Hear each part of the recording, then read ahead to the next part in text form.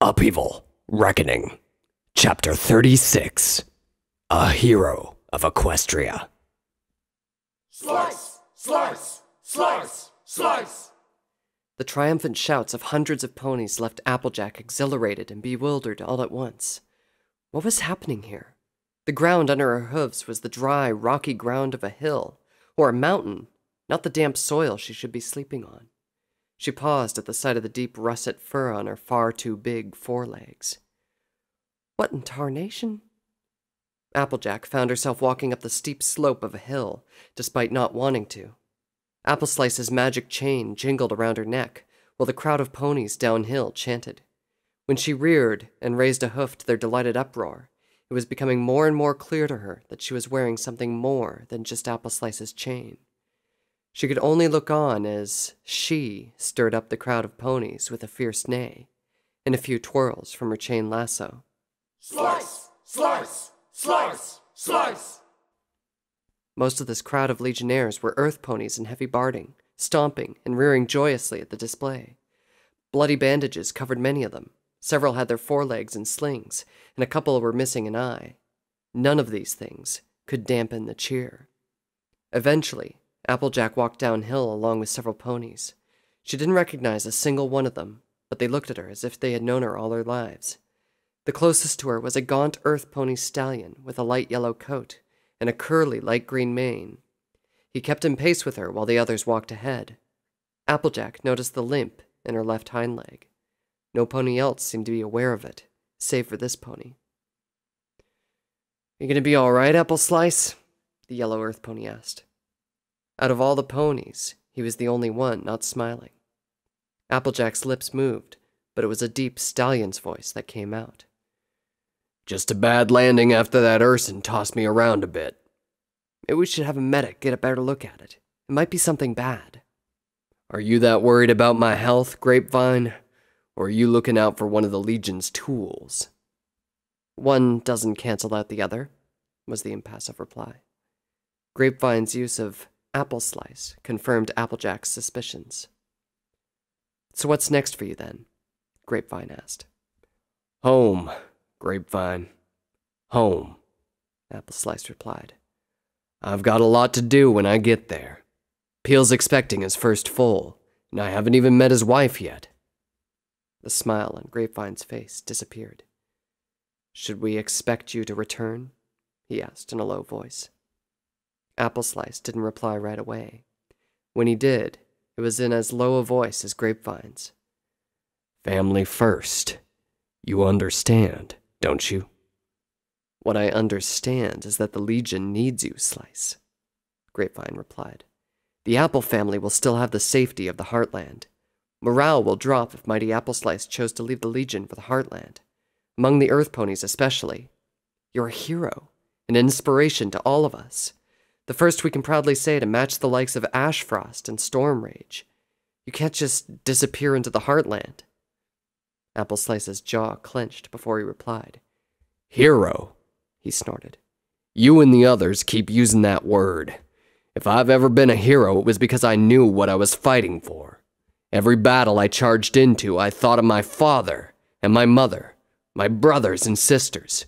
How am I supposed to be this hero every pony sees, knowing that I will never see them ever again?" "And would you be happier in the Heartland instead?" Grapevine asked. The outburst from Appleslice did little to aggravate or cow him. "Would you rather be Appleslice, the farmer who can't farm, or Appleslice, the shepherd who scares his own flock? Can you sit down and enjoy your harvest while your brothers and sisters in the Legion fight on without you? Maybe you can find some other trade, but can you settle down knowing that the war goes on without you?" "I can't," Appleslice growled. "What am I supposed to do, Grapevine? Forget my family and fight on for Equestria? Equestria's too big and has no face.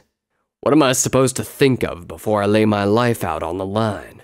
A flag? A map?" "He's not an insane killer," Applejack thought. "That varmint Sunray was wrong. At least, he's wrong for now.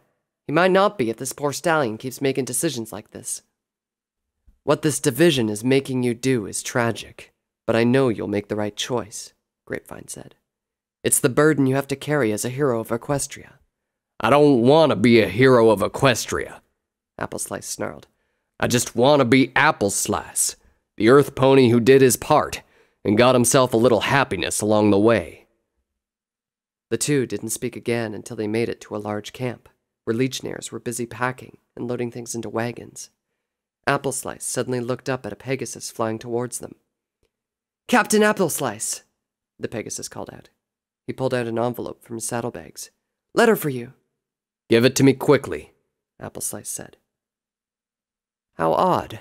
You already received a letter from your family last week," Grapevine said.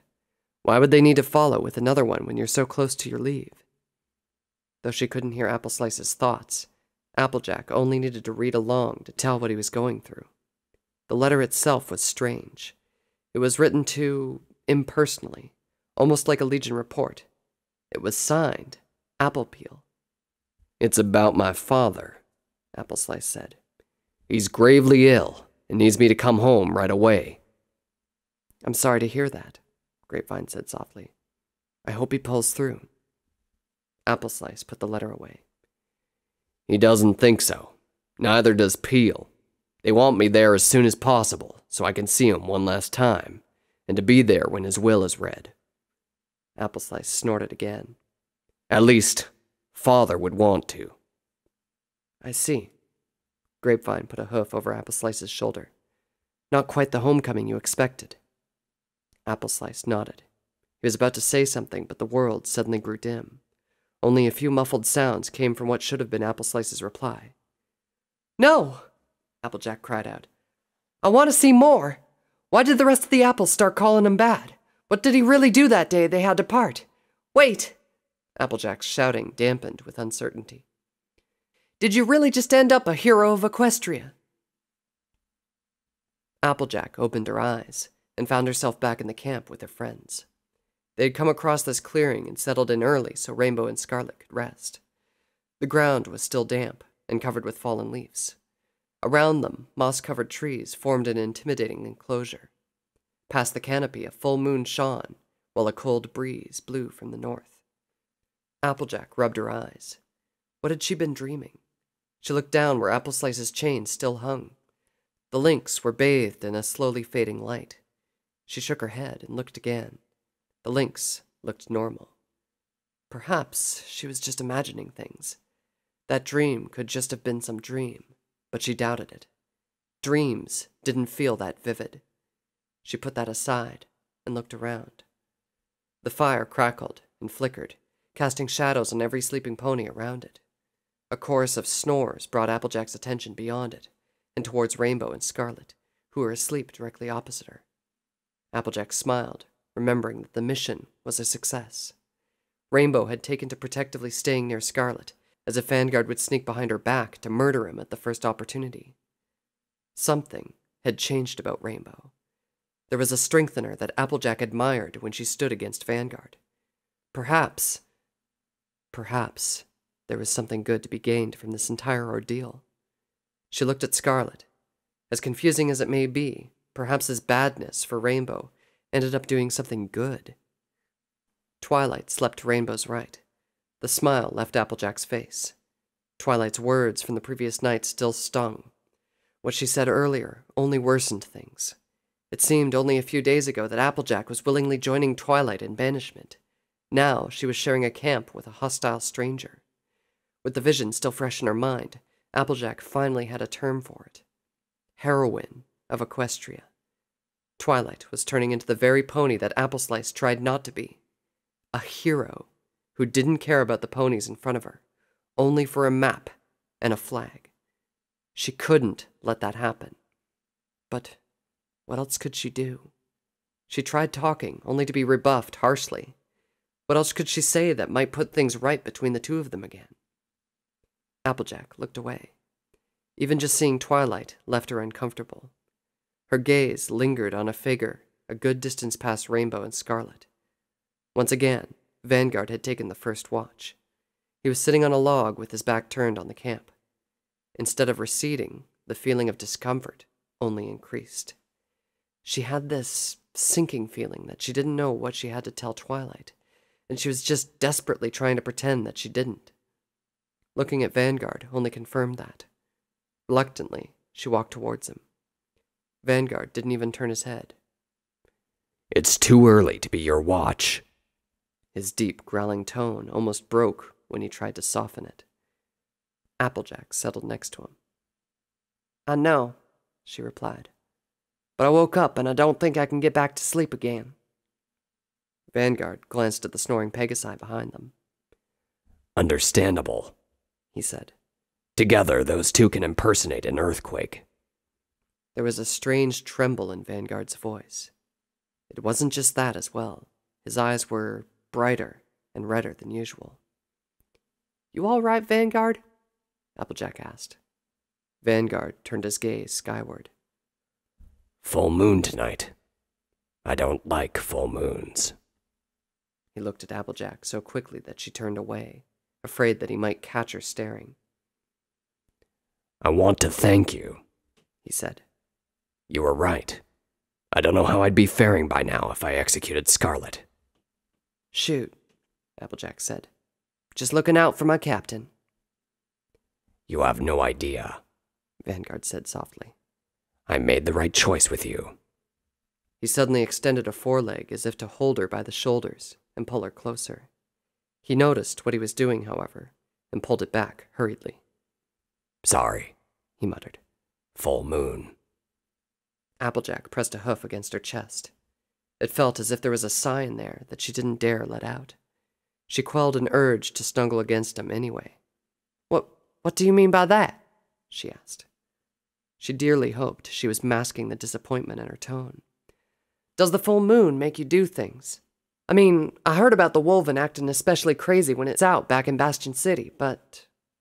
She shut her mouth, afraid that he'd be offended. I don't feel anything near Wolven moon rage, Vanguard replied. It does become more difficult to control my impulses. I can't afford to feel any strong emotions during this time. Applejack's heart beat faster at the mention of strong emotions. All of a sudden, Vanguard was exuding a great deal of warmth, despite his barding. And his scent, a coalescence of sweat, damp leather straps, and the musky odor of something. Not quite pony, but most definitely male. There was an intensity about him tonight, as if he might jump on her at the first provocation.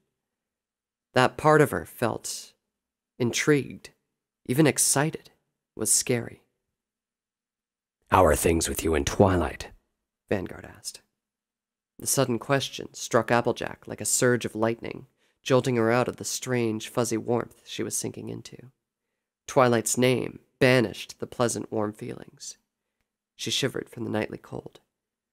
I honestly don't know, she said. After hearing what she said today, I have no idea. She didn't say those things to be cruel or hateful, Vanguard said. I understand where she's coming from. I understand too, Applejack said. But I didn't think I'd hear it from Twilight. It's just not like her. You two have gone through some difficult things in this mission, Vanguard said. And you have different ways to cope. Well, yeah, that's true, Applejack said. Aren't you worried about the things she said earlier? Not as much as you do, I take it, Vanguard replied. Applejack frowned. You sound like you're not bothered at all. I worry a great deal about Twilight's safety, Vanguard said. She likes to push herself too hard, and her state of mind is also concerning. But the things she said earlier aren't as ominous as they seem. Sounds like you really admire Twilight, Applejack said. I do, Vanguard replied. I admire her courage to do what she believes is right, and her strength to endure whatever is thrown at her. I wish I had met her sooner. He smiled slightly. This mission won't break her. She may have used Pyre's words, but she didn't say them with Pyre's spirit. I don't know, Applejack said. There's also... She stopped. Vanguard raised an eyebrow. What do you mean? Applejack pressed her lips together tightly. Nothing, she mumbled. Her eyes darted everywhere at Vanguard's sudden intense stare. I won't pry, Vanguard said. but you're going to have to tell some pony about it at some point. He stood and walked towards Twilight. My watch is done. I will tell some pony about it, Applejack whispered. She finally let out that sigh building within when she was sure Vanguard was out of earshot. He prodded Twilight awake before turning in. Applejack braced herself when Twilight walked over and sat nearby. For the first hour or so, they were silent. Twilight looked as if she was in the same dour mood as the previous night. An hour had passed when Twilight finally decided to break the silence. So, what were you two talking about? Applejack's blood froze. This was exactly what Rarity had warned her about. Just small stuff, she mumbled. Her insides protested. Things were happening exactly as they did before. Twilight's stare was boring a hole through her. She looked at Vanguard's sleeping form. No, this awkwardness had to end here. Vanguard was right. She had to say something at some point, and she was as back to a wall as it was going to get. At some point, she whispered. What was that? Twilight asked. Twilight, I got something to tell you. Some of the hesitation melted away. Now that Applejack had decided to make the effort, the words came to her. I'll start with the truth, she thought. Can't go wrong with starting with the truth. She matched Twilight's stare. You asked me before if I liked Vanguard. And you said no, Twilight replied. You were pretty adamant about it, too. I lied. Applejack would have said more, but the sudden relief left her speechless for a few seconds. A huge load lifted from her shoulders. I do like him. A lot. I did join up partly because I wanted to be with him. You... A flicker of emotion marred Twilight's face, cracking that emotionless mask she had been wearing since the other night. Her lips quivered slightly, but she recovered, and her eyebrows furrowed from the strain of effort. So what? She asked. Applejack could only stare in confusion. An usurper is raising and lowering the sun, and Equestria is still at war, Twilight spoke through gritted teeth. On the bright side, Applejack is in love. I guess that's worth something. Maybe Black Rose will swoon at the story, and then we can kill her while she's out. Applejack's front hooves twitched. She pictured herself sprawling in the dirt with Twilight, taking a fireball or a lightning bolt, smearing Twilight's blood all over her tramplers. She swallowed hard and let the furious thoughts go. Vanguard saw something in Twilight that let him stay calm. She was beginning to see that too. I should be hitting you by now, but I ain't buying that this time, she said. It was Twilight who couldn't say anything this time. You got something to say too. Let me hear Twilight Sparkle talk this time, 'cause the heroine of Equestria has been talking too much. That scornful stare that Twilight had taken to using twisted into anger. How dare you, she said. You think I just flip switches to change who I am? No, which is why I ain't buying that heroine of Equestria act of yours anymore. Applejack's tone softened. I spilled my beans. It's your turn. Again, there was silence. Twilight turned away and stared out to the still, shadowy woods. Applejack looked skyward. It was going to be sunrise soon.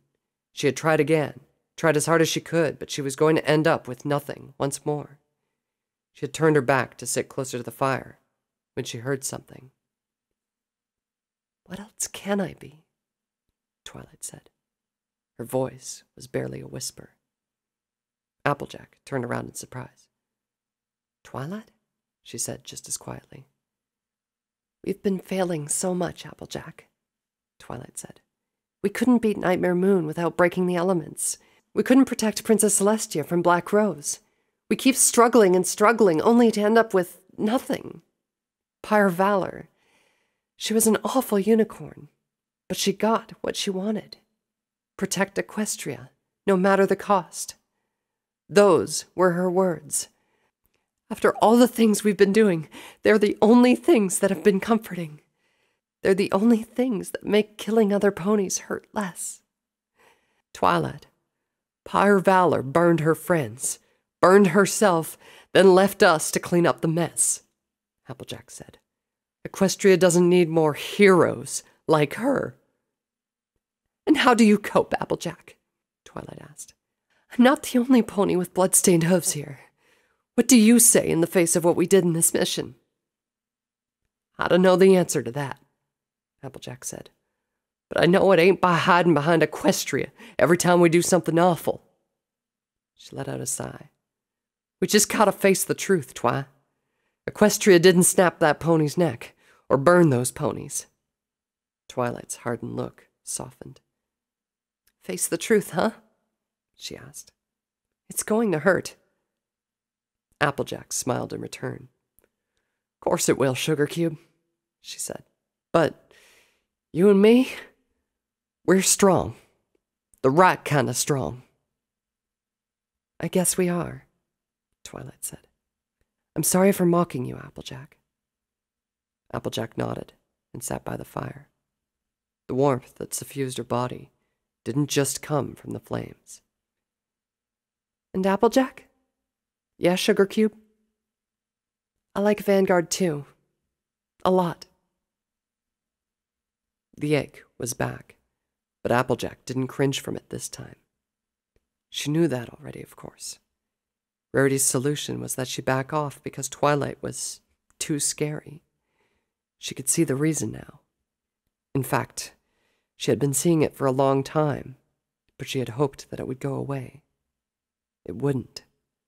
Now that she faced it, and knew that Twilight faced it, the whole thing wasn't as scary as it seemed. We're just gonna see what happens then, she said.